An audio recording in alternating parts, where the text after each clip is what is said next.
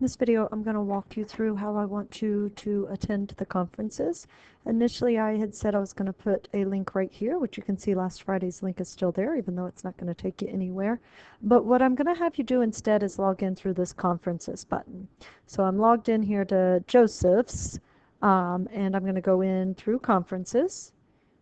And you can see right now there is nothing there. Actually, there's something there, but there's not a button for me to join.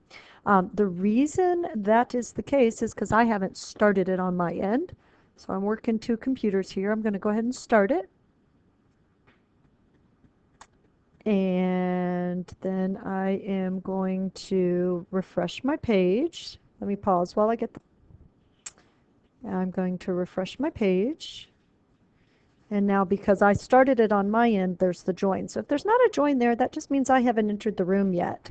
Once I've entered the room, your join button will show up. Initially, when you join, right now I am Joseph. See how I'm locked? So all I have down here, my option is to leave audio or webcam, but the webcam is turned off. So on my end, I have to unlock you. So I am going to unlock Joseph. And you can see Joseph now is unlocked. So if you just want to listen, you will now be able to hear me from the other end. And we will be able to communicate through the chat box. You just type in the chat box and I'll see it and respond to you. But if you want to use your mic, in particular if we have a small group of students in there, what you're going to do is you're going to leave audio and then you're going to rejoin audio and it's going to ask you, do you want to use your microphone? That's because when you came in, you were locked, so microphone wasn't an option. I unlocked you, so now microphone is an option. It's going to have you do an echo test any minute now. So when you talk, you'll hear that echo. Say yes. And then now you see right there where my name is lighting up, my Joseph Parker name, that's because I am talking. And if that's lit up, that means that anybody else who has their audio on is going to be able to hear you. So that's how you'll know if everybody can hear you. You can also say, can you hear me? Can you hear me? A couple of other things. If we're using the whiteboard, so I'm going to go forward over here and go to the whiteboard. And let's suppose that I am writing really super small. So I am using text and I am writing really small and it's hard for you to see. You can click right here to make it go full screen and then make it go back down. If I have my webcam on, I'm going to turn my webcam on. I'm working two computers here, so give me a minute. And here we go. So you can see my webcam is turning on and it should pop up here on yours. There I am. You can manipulate these. So let's suppose, I'm looking at the wrong computer. Let's suppose you just want to see me. Hi, how are you? You can go full screen there or come back down.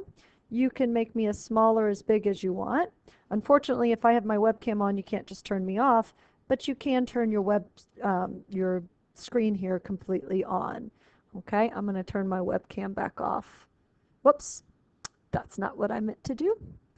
I'm going to turn my webcam back off. And then that's basically it. The only other thing I want to point out is how you can raise your hand. This is going to be important if there are a lot of people in the room, a lot of people that are coming in to ask questions. So what we'll do is we will go over here, go over here, click on your name, click on check status, and then click on raise. With one person in the room, it's not going to do much. But if there's a bunch of people in the room, what it's going to do is put you in order from when you raised your hand.